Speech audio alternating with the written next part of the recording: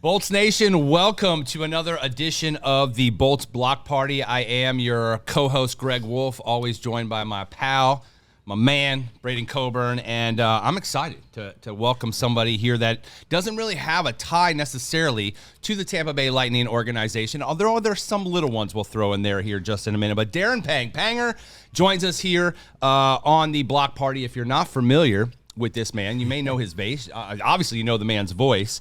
But I was not too privy on some of your details of your background or how you got to become an analyst for TNT, ESPN. There's a whole gambit of lineage in your lineage. Yeah, you've got some deep lineage in the hockey world. Right, he's got the big words. It's I do big words like this all the time. It's the first time anyone explained you as like long term, man. Well, I want to give our fans officially listed at what 5'5", but I've heard reports as low as 5'4". Maybe now you're getting older, maybe 5'3". Shrinking 5'3.5". You're shrinking. You're in the shrinking mode. I can't wait to the post picture where it's me, you, and then Panger. So and that's like every picture I see with you, you're either with like a goalie that's like it's with Bish or somebody that's like 6'9". It's hilarious. It's it's like the customary Panger thing. Of course, you got to have that picture, and we will talk about that as well. But for our Bolts Nation that may not be familiar with you and your background, I want to give our fans some in-depth insight as to your background and what your, like I said, lineage is into the hockey world. You're a Canadian former professional ice hockey goaltender, played professionally for the Blackhawks. Really official. It was, right? I try to make people feel comfortable here. Played with the Blackhawks, 84, 85, 87 to 89. Why not 86?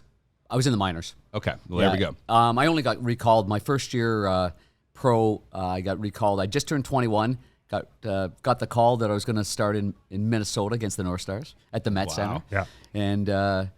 And so that was my first game. So that was my first year pro. Then that year, I was the third goalie for a playoff run. Okay. One of unbelievable playoff runs. And Chicago and Edmonton played in the highest scoring series of all time, the 1985 Western Conference Series. And it was, a badge of honor for goalies, right? It was 11-9. It was 12-6. It was 9-7. I never got to play. I was the third goalie, but I got to hang with the guys and learn a little bit.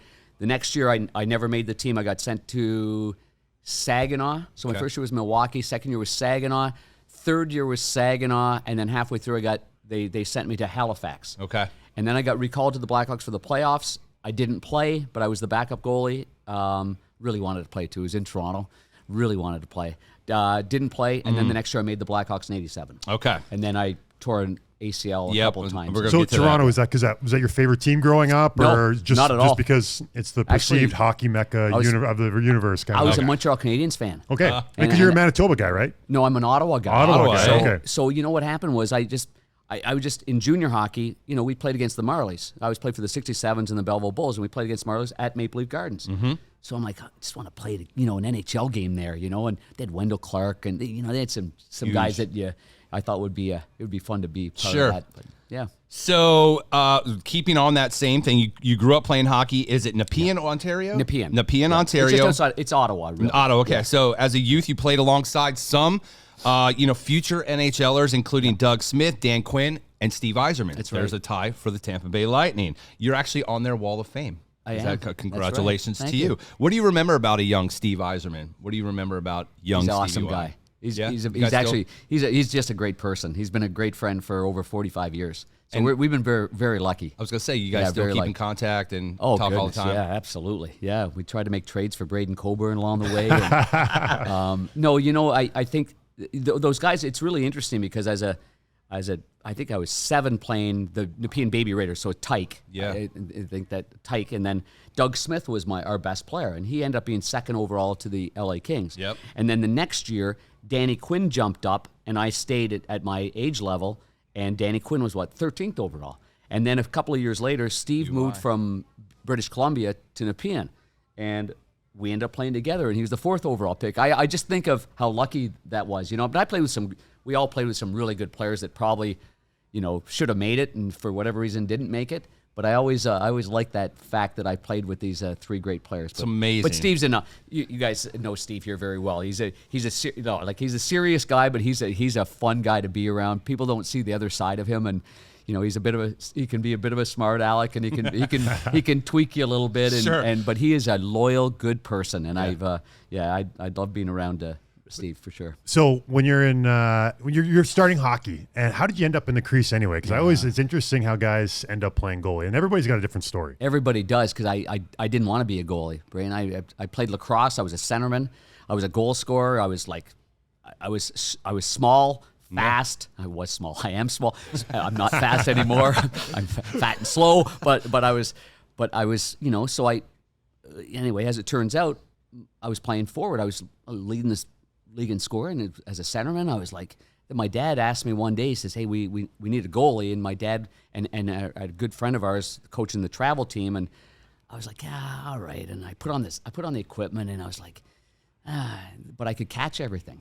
See, my dad used to pitch to me all the time, and I would catch it even as a young age. He said, "You're quicker than a cat." Yeah. And so I got on that net, and just being a little guy, everybody shot high. Right. Because there's so much net, and I just catch it. And you should say you had a 6 right? hole. Is what I heard. Yeah, like they used to say, over my head, over the head was the under 6 the hole for this crossbar guy. into the net. Yeah. I had one goal. I had one game in my minor hockey career when I played goalie, and it was kind of at the time Kelly Rudy was like the guy, and. Same thing. Every puck that came at me, whether it was blocker side 5 hole, I wanted to catch it. And then I'd be in the crease and be like, Hollywood Rudy, and I'd hold it above my head, like Hollywood. I would scream that, and then they were like, my coach, they were just like, after one game, they're like, you're never going back in there again. So I got lucky, but maybe I would have been like a Ben Bishop, a big goalie or something. You would have been ahead of your time. Yeah, maybe. Are you 6'5"? I'm 6'5", yeah, right there. So you had a good foot on me. I was gonna say, weren't you kind of ahead of your time too? I mean, being a 5'4.5" goaltender, that's not something you see obviously in today's NHL, but I mean that seems like that was probably not a first, but like I don't think, is that something you saw more back in your day? You know what, I was I'm really lucky to play in that that era. Obviously I wouldn't get a chance to play now, but we had a couple of guys that I really looked up to that were smaller players. Rogie Vachon was a great goalie. He'd poke check and 2-pad slide, and he was maybe about 5'7" or 5'8". So then Mike Vernon for me was as gutsy a goaltender as you'd find. Like he just had right. He just had it. He just had whatever.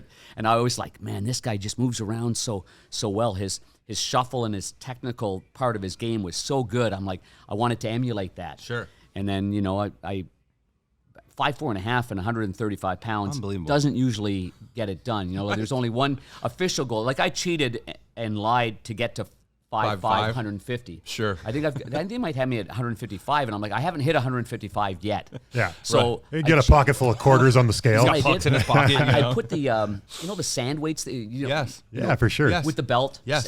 I sumoed them, and then I put them around my waist, and then I put them on my ankle. And then I put on the big baggy, the one piece, long underwear.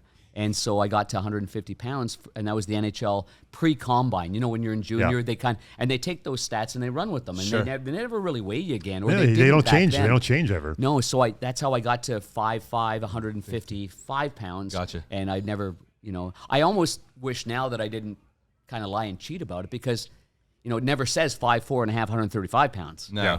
But that's what I was. You kind of shorted yourself. I shorted myself. You shorted yourself. There you go. So I played in the minors my first year with a guy, Freddie Brathwaite, who was small. Freddie he's a Nepean boy. Yeah. So really? Went to my goalie school when he was like 13 or 14. Freddie did. I Freddie love that guy. He was an amazing teammate, amazing guy.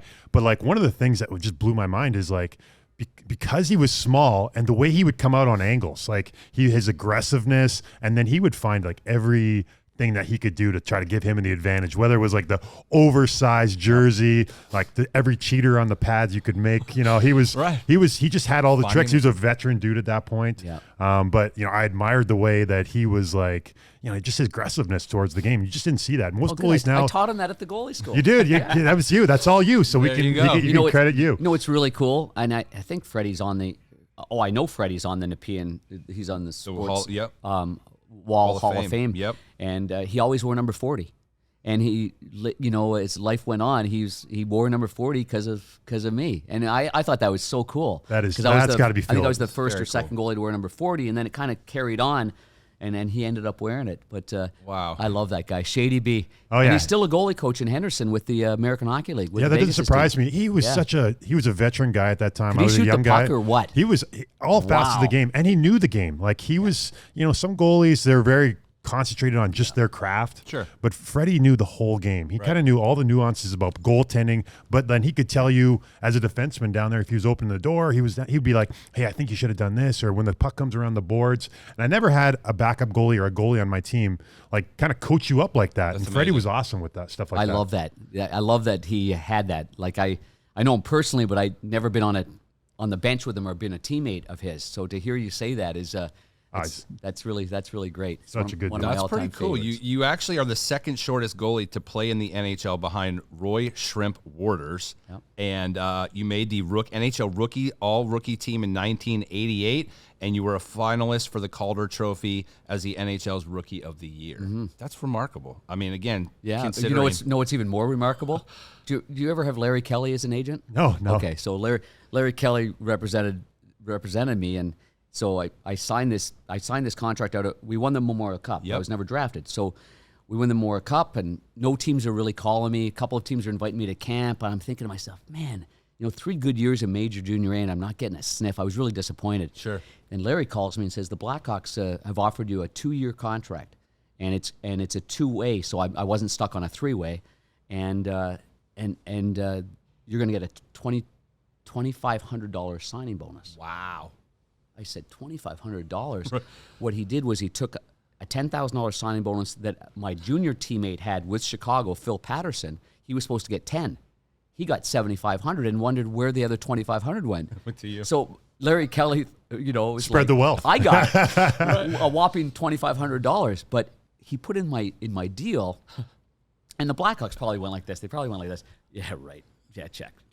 So I got these bonuses for being on the all-rookie team. I'm sure that Bob Pulford was like, yeah, like he's not even going to play with us. Right. So they checked off that for $10,000 and checked off the runner-up for Calder for $10,000 and something else. And you hit them all. I'm like, Check we the hit boxes? the jackpot. Hey, can I be a rookie again next year? Yeah. So when you signed as a free agent for the Blackhawks, which was back in '84, is it right that you did not even have your name on the jersey? Like when you played, did you not have a name That on your game jersey? that I got called Yeah, up? you got called up. There was no name on your jersey? It's unbelievable, isn't it? Why? And it's Pang. Like it's not like it's. I always not like say. you had multiple I always letter, say it's right? not like Newendike. Like Vasilevsky, it's Pang. Like Yeah. like, and so They could have took the white tape and even just kind of traced it out on there, and we're on the road in Mini, so we got the dark. So we use white at home and dark on the road. And I get there and I'm just working my crease. I've got my pads look like they're not NHL right, pads. right. My helmet's just kind of one of those Chris Osgood. Yeah. HM People in the stands are like, mask. who's the emergency goaltender here? You know what? All the players on the road, they got black helmets. Right. No, I got a white one from Milwaukee, and I think I still had the Milwaukee Admiral sticker on it. Sure. And it got quiet, really quiet, and I'm just kind of doing my crease. I'm doing what I normally do and trying to, I'm pretty not nervous, but Jitters, I don't right. think I'd felt the first puck yet. Yeah. Sure. And some guy in the stands just yells out, and everybody could hear it. He says, "Hey, Pang!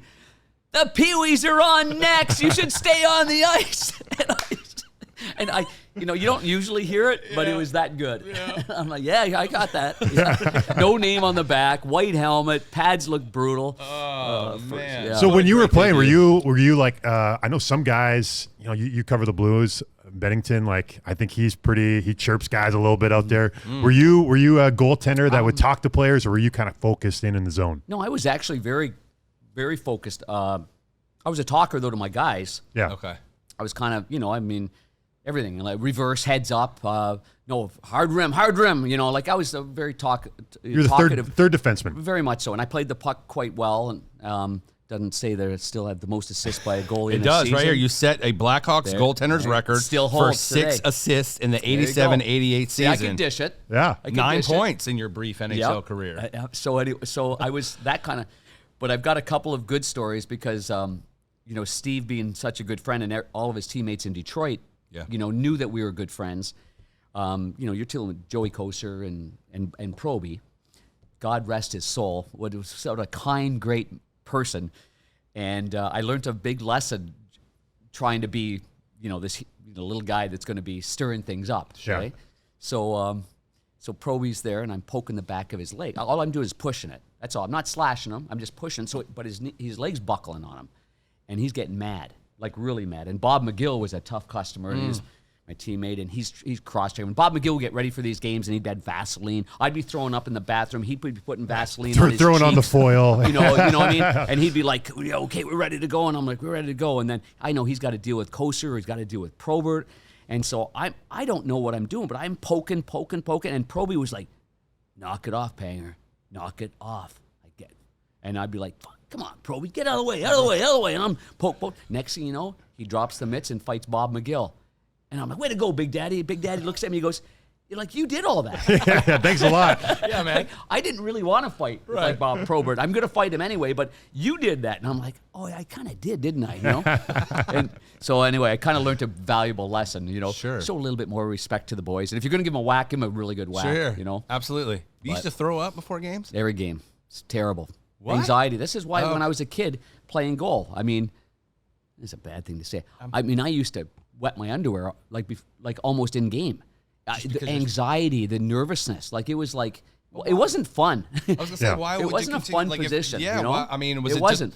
And I had the same thing. I'd drink half a bottle of Pepto before the game just to try to coat my stomach to settle it down a bit. You just kind of feel that, and it was almost like you couldn't control it. It was just like a bubbling, and it was like a nervous. That's when I started throwing energy, up. Yeah. But I would have cream of wheat or oatmeal or applesauce between periods. I played an entire season with the Ottawa 67s my final year. We had great players. We had Cassidy and Bradshaw and Adam Creighton, Gary Roberts. Wow. And but I got so nervous, so I started eating applesauce between every period. I hate applesauce now. I mean, you do that for an entire season between every period. You're like, oh, applesauce, man, I don't want any of that. Just to settle your stomach? Just some things, we had Coleman here, and he was a pickle juice kind of guy. He would drink for anti-cramping. I think it was cramping and stuff like that. Yeah, he was big crazy into that. remedies, man. Yeah, that's really but you know what? It's something that like anxiety or I know it's hard to explain. Sure, no, and it's good because it makes you feel like I know when I threw up, it was like I'm on. Right. Now I'm ready to go. Right. I was gonna say, once you threw it up, was an awful feeling before that. You felt better. And that's why some guys rely on their superstitions, because it just relaxes them. It just makes them feel like, hey, this is the one thing I can control. Right. Because when you're on the ice, it's like, you're all kinds of different variables can happen out there, but your superstitions, your routine, that's the one thing you can control. But yeah, exactly right. And once you get to that point, you do it over and over again, then you're good. Then you're good. But it's stuff, it's an awful feeling giving up a bad goal, bud. Oh, you have no idea. And I have a great deal of experience in that. Center ice at Boston Garden, it's just a terrible feeling. I just wanted to bury my head. And this is the great thing about goaltending, and this is what people have to understand, is that when that happens, if you coughed up the puck and it ends up in the net, you're going to put your head down and you're going to be. You have a sinking feeling, and you've got to get out of it in about 15 seconds. And in 15 seconds, you better reset, right? Because they're going to fire the puck again. Sure. And it's like making a bogey and then another bogey. Yeah. Or a double bogey. You can't make another double bogey. Right. You got to make another par, and give yourself a chance at a birdie to get back at it. It's a great way to put the goaltending is really, it's a sickening feeling. And it's also, when I watch goalies give up bad goals, I love it. Yeah. Because I want to see the next save. Right. That's all I look for. I would get this weird feeling in because you watch a game as you're not playing in the game, and if as a defenseman or a forward, whoever it is, if you turn the puck over and they score on you, they show the goal scorers, but then the next person they show on the TV is the guy that turned the puck over. Sure. And it's like a zoom in on that person. That's where the analyst is talking about. Whoa, that's a bad play. Yeah, Coburn with the turnover. Right. And so as a player, you know that you screwed up. You're like, that was all me. And you're going to the bench and you're like, the camera's it's definitely zoomed in on me right now. Like, you're just like this pit in your stomach. You're like, damn it. Yeah. Like, why? Like, what face should I make right now? I don't know. Yeah. And then you know what I can't stand now in the game and being in TV for as long as I've been. We never used to have those monitors at the feet of the coaches, right? Right. Yeah. So in the old days, our director would cut right to the coach that the team just gave up the goal, and there's always a reaction. Sure. Now all you see is their heads. They look down. They're looking down. Yeah. Like there's no real that genuine.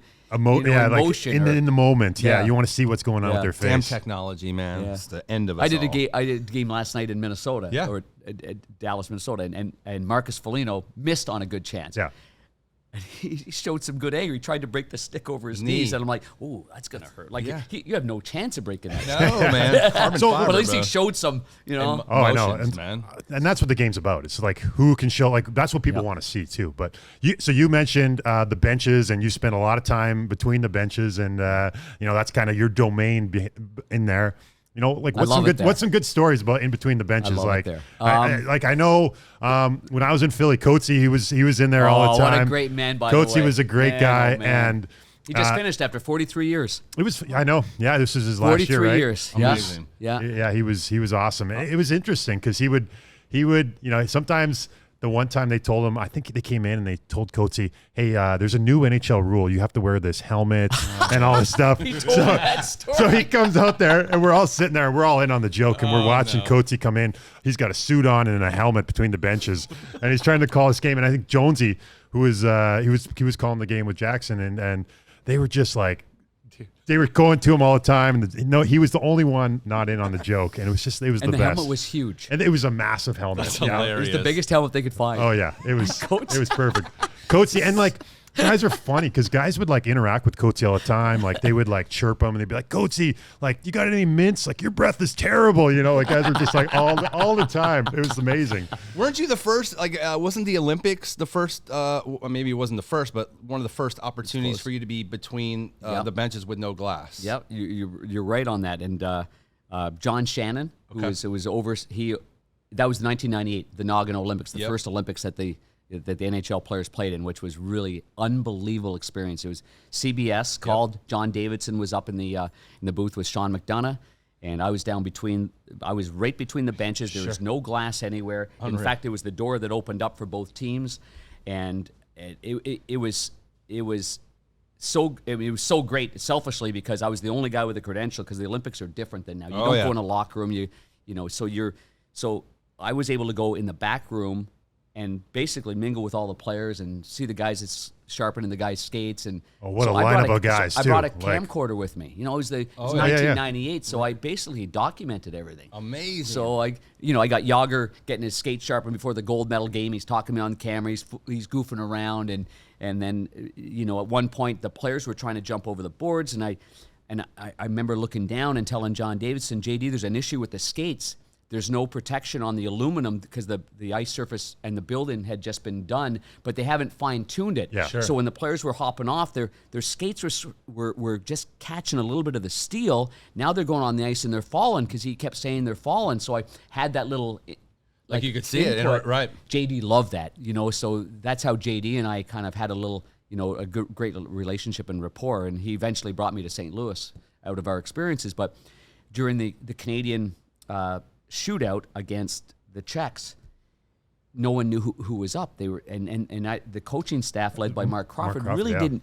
They weren't. I'm not sure if they were organized for it, but they really took a long time. And I literally relayed who was up because that's where I was. Sure. And Gretz was beside me with his head down, and it was just painful to watch. Gretz didn't take a shot. Yzerman didn't take a shot. Sakic got hurt the game before, or he would have been one. But it was really interesting with the way they went over the lineup, and it was like, wait a second, Brent. No offense to Shanny, but Shanny's a one-time specialist. Yeah.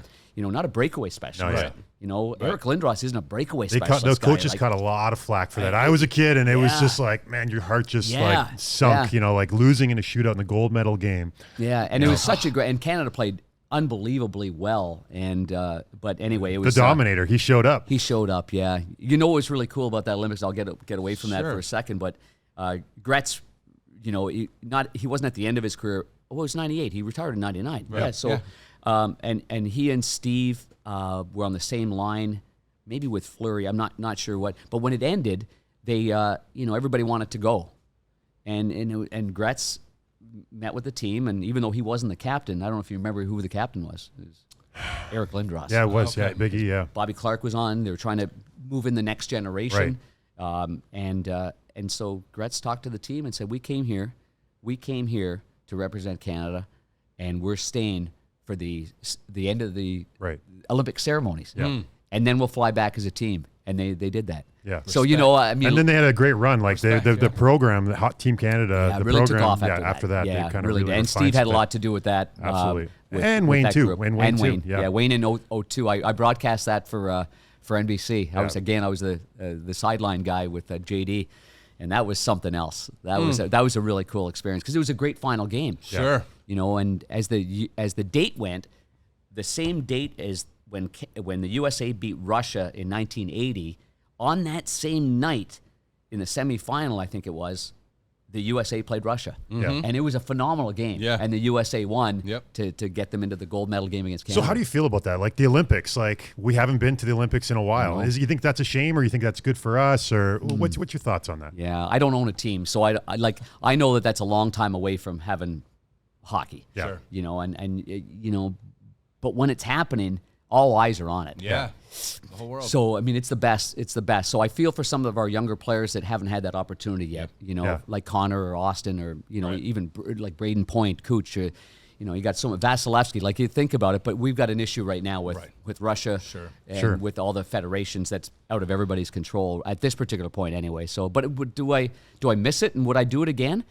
Yeah, you know what, I would. I took a break after 02, and I didn't do 6. I did 10 in Canada. For CTV, and I really started enjoying it again. I was kind of doing it, and I was like, I'm away from my family for a long time, and you know, and you know, once you do it a couple of times, it's not like you take it for granted. But I was like, I think I'm good not doing it. But now, if somebody called again and said the Olympics and the NHL players are going back, I'd be all in. Do you think the World Cup of Hockey could kind of pick up some of that slack, or do you think it has the same meaning? I think it's different. Okay. Yeah, I think it's different. I think it's and I did the World Cup of Hockey in Toronto in 16. It's just, you know, it's good, and that was kind of an enlightening tournament because the young stars, or whatever they called the Young Guns, or the Team North America. North America, and so that made it. I think that made the whole tournament. Yeah. You know, just having them. But I think Coop was assistant coach, or he was part of that coaching staff, yeah. right? So I guess in going back to what you're saying, I think like a Canada Cup or a rendezvous that they've done in the past, I think there's a place for that. Sure. I really do. The Olympics are just a different animal altogether. Just a different animal. To switch gears, because I know we don't have a whole lot of time left on the block party, but let's talk about. It's a good party we're having. I know, this is what it's all about. You're on the block, man. I was just thinking, if I put a Titleist ball in his beard, would I be able to chop it out with a 60 degree? Maybe. What do you think of Yeah, that? I think so. You know, you might not get it back if it's a Titleist. those are not cheap these days. You're not making that big NHL arrows anymore. I'm picking the balls out of the lake. You know, when everyone goes home at night, I got the ball retriever. Let's talk some Lightning hockey. Obviously, you know, you've seen a lot of Lightning hockey in your day, but you know, fast forwarding to now, obviously we're here in the Stanley Cup playoffs, and we've been through a backwards and forwards first couple games. But what do you see in this Tampa Bay Lightning team heading down the rest of the stretch of this playoff run? What do you see that you like, and what do you see that maybe concerns you a little bit? I don't get concerned about too much when you got that big bear in the net. That's you know, I mean, and Vasi's bounce back ability is recognized by everybody. Sure. I mean, it's just phenomenal. But I do, and I said this at the beginning of the year, and I mean, you miss Ryan McDonough. Right. You miss Ruda with Hedman. It was a different combination. So you got these adjustments. You know, salary cap, damn salary cap, and you know, so that's what happened. So they were just. And even, Braden, when you were playing, long sticks, big bodies. You know, if somebody wants to get in on a cycle game, good luck. Right. You stopped the cycle. You protected the front of your net. You allowed the goalie, you know, push everybody aside and box out, and your goalie makes the save, and you cross-check somebody in the teeth. It was great. Yeah. Like, you know, that's I love about that playoff hockey. But I think the one part about this series in particular, it's going to be similar to the series against Colorado. Okay. And that is, a goalie can't dominate a series against Colorado. Okay, you can't. You're not going to stop 93% of the shots in every single game. Right. They're just too high octane. Sure. And the Toronto Maple Leafs are very similar that way. The difference would be that Colorado generates a lot of dangerous chances from the point. I mean, McCarr, number one. Yeah. Whereas Toronto doesn't. Right. They're last in goals by defensemen or shot volume or percentages, so they don't generate their offense from there. But man, they generate it on slash plays and cycle plays, and Off the rush. Very Off the rush. difficult Dangerous off plays. the rush. Very, very dangerous off the rush. Very dangerous shooters. They slide into quiet areas and bang. So that's where, I can see this going 7 games and then going to the final saying, okay, well, this is Vasi's time. Right. Because a goalie can turn it on for one, but not going to dominate the whole series for me. I think what we've seen so far is what we're going to see through the rest of the series. Yeah. Up and downs. Yeah. What did you like in the first 2 games? Well, I thought it was interesting. Just like I thought before the series, it was going to be a special teams battle, and it's kind of turning that way. And in the special teams, whatever team's kind of been able to get their ball rolling. Early in that first period in game 2. The Lightning had 2 power plays in the first period, and it just seemed like the puck was rolling a little bit. They were moving the puck around, but you score a couple of goals there, and it's a different game. And the Leafs, they got on the board right away, scored within the first minute or whatever because it's a power play Instead of what Tampa did in game 1. Right, Correct. right. They scored at the very end of a period twice. Yeah. was Like crazy. momentum killers. And it's those dangerous times. It's like the beginning of the period, the end of the period. They're kind of like these momentum things. Swings. It's weird, but those are weird times of the game where you just got to really focus on what you're doing. Yep. So I saw the video and a photo, but the photo you brought up earlier was him standing next to Ben Bishop. And first of all, where did that take place? That was here. Was that here?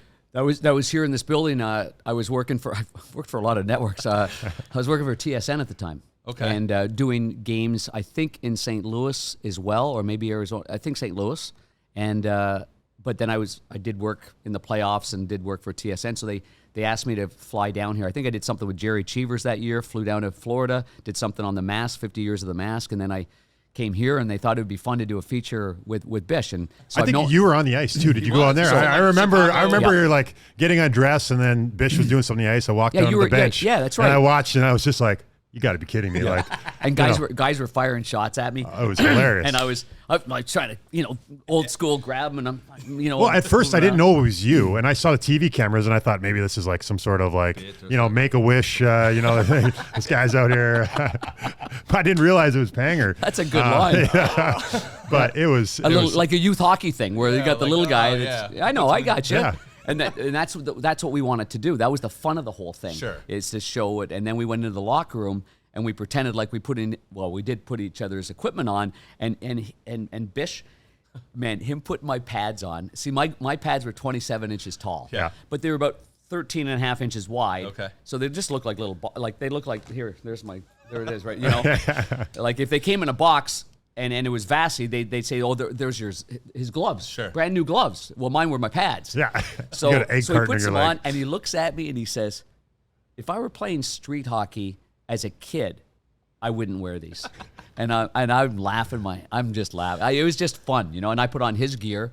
And I'm like a little turtle head, poking out the top, and I'm like, whoa, So it was really neat. So what I've done is, I go to the locker room and Pangerisms. Yeah. You just become, I'm not friends of all these guys, but I think as I got older and guys sort of saw me a lot more, I've had a real fun time with them recognizing that I played. Sure. That wasn't always the case, I think, but I think as years go on, Yeah. they look at me with... They grow up with you. Like I grew up with you. I grew up right. listening to you. As and, a broadcaster. Like, and- absolutely. Yeah. So, and I didn't grow up watching you as a player, but as a broadcaster, you covered all the biggest games when I was a kid, and Yes. I was like, so it's very cool to hear your stories and talk to you now. It's a real Pretty thrill. awesome. Well, it was really neat having the players recognize and looking at me like this, like you really played, and like Pangerisms is really good with me. Like the guy was, so appreciative and so respectful, and he would ask me questions about things. Like it was really, it's great for me as a broadcaster to be able to have those conversations with guys of this era and still try to stay relevant when I know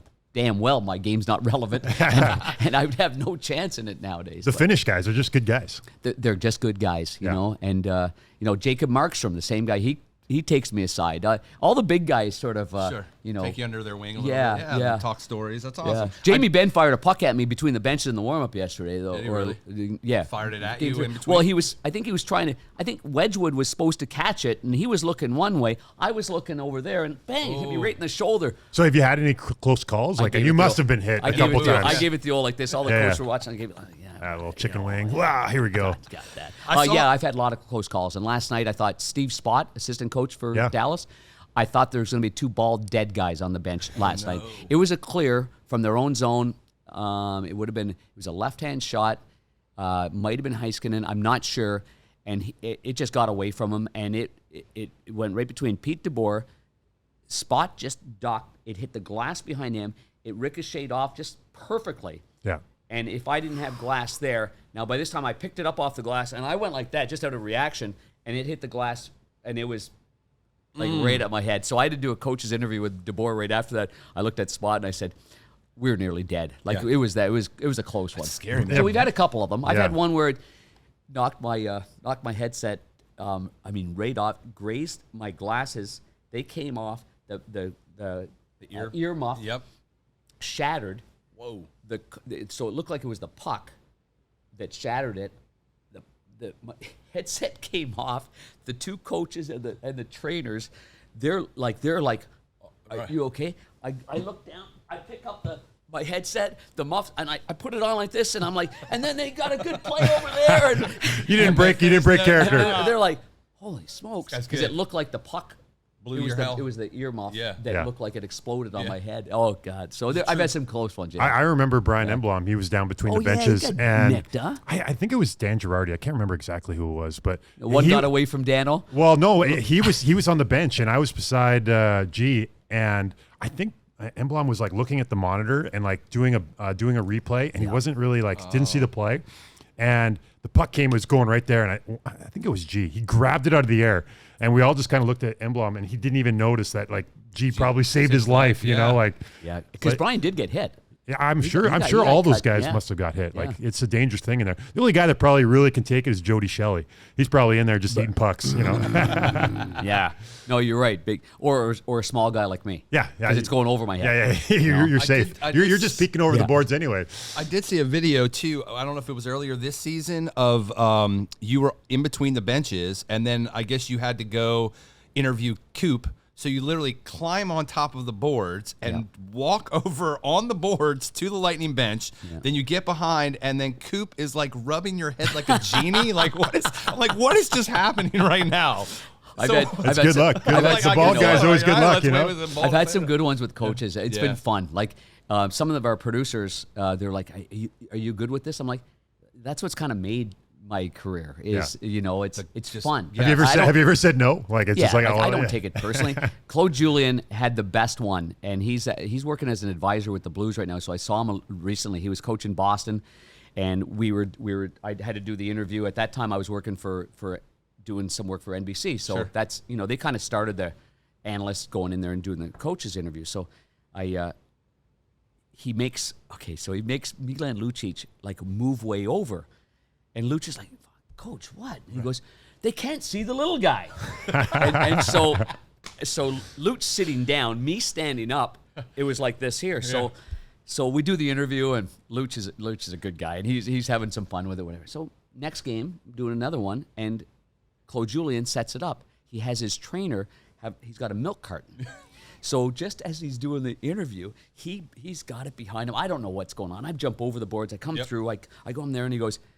And with Claude Julien, and Claude in that first period goes, "Oh, whoa, wait a second there, little fella. I got something for you." He puts that there. I stand up. We do the interview. I still laugh about that because that took some work. Like, he had to think about that, Put some prep work into that one, man. I love that. Little fella. That's so, great. like, I want to know, Pangerisms. Like, you've got some really good ones. And, like, where does that come from? Like, I wrote a couple down here. Trademark he that. could catch a pea through the fog, gumption. Oh, wow. You got you wrote them down. Like, you have, like, you're jumping. I don't know where I got that. He could catch a pea through fog. Yeah. And it just came at me one time, and it was like, that's how sharp that guy is. I mean, have you ever, could you catch a pea through fog? No. And I'm like, well, where did that come from? I have no idea where that came from, but I do say that quite a bit.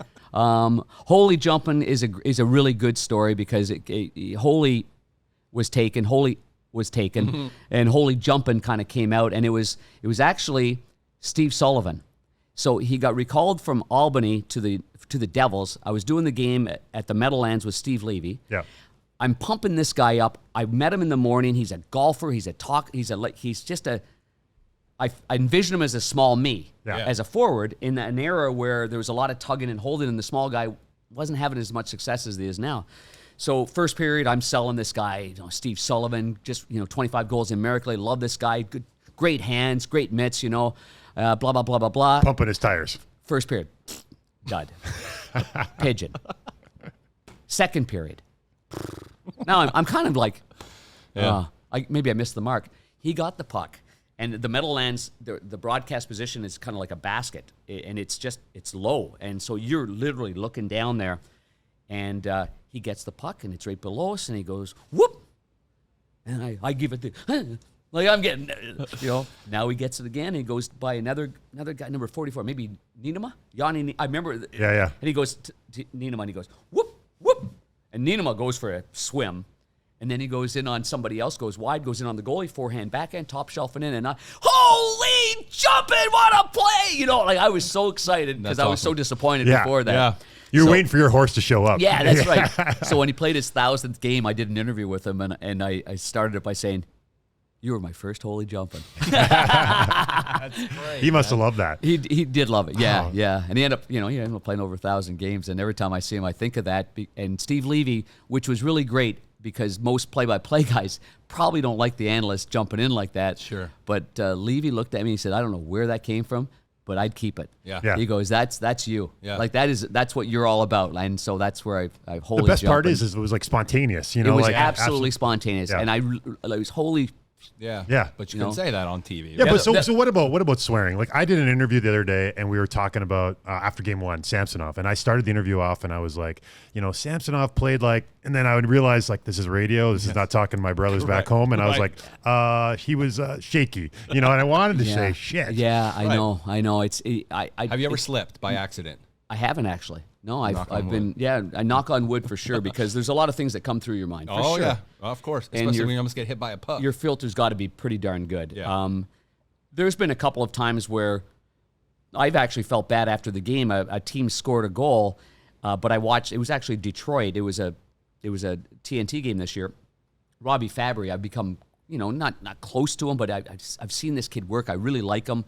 I call him. I give him encouragement. He's got 3 ACL surgeries. I had one myself, and then I had another. And anyway, he crumpled on the he really crumpled hard, and I felt it right away. Like, oh no! Like it was like for me, it was a personally emotional, and at the same time, I said, oh no, the other team scored a goal. So like people around there, like, oh yeah, because we scored a goal. You're like, oh no, no, I'm oh no, because I thought he just tore his ACL again for the 4th time. Right. So but there are moments in games where you're not going to be on it all the time. But sure. the one I really like, okay, I'll tell you what the one I really like is the 9 of Hearts. 9 of Hearts. Yeah, I was going to put that on there. The 9 of Hearts for me is because it's just the game of euchre. Yeah. And if your partner calls spades and all you've got is the 9 of Hearts and your partner's looking for just one trick. Right. That's it.